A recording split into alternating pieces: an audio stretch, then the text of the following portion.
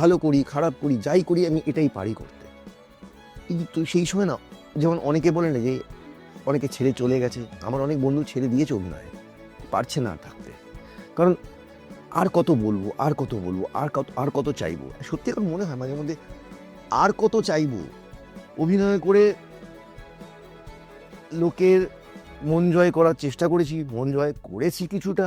আমি বলবো না যে এটাই আমি আমার মাইলস্টোন রিচ করে গেছি, এক নয়, অনেকটা পথ বাকি আছে। কিন্তু তো তা সত্ত্বেও যতটুকু করেছি তার বিনিময়ে যতটুকু পাওয়ার মনে হয় দরকার হয়তো পাই না। একটা চরিত্র করলাম, করে লোকের খুব ভালো লাগলো, প্রচুর প্রশংসা পেলাম, তারপর হঠাৎ বসে গেলাম। সেই হাউসটাই কিংবা সেই চ্যানেলটাই আবার অন্য কোনো প্রোগ্রাম করছে, আমি নেই। যদি গিয়ে প্রশ্ন করি, স্যার কিংবা ম্যাডাম আমি একটা এক্সপেক্ট করছিলাম চরিত্র, হ্যাঁ তোমার মতন চরিত্র তো অবশ্যই বলবো। আমি অবাক লাগে আমার মতন চরিত্র হবে না, চরিত্র মতন আমি হবো।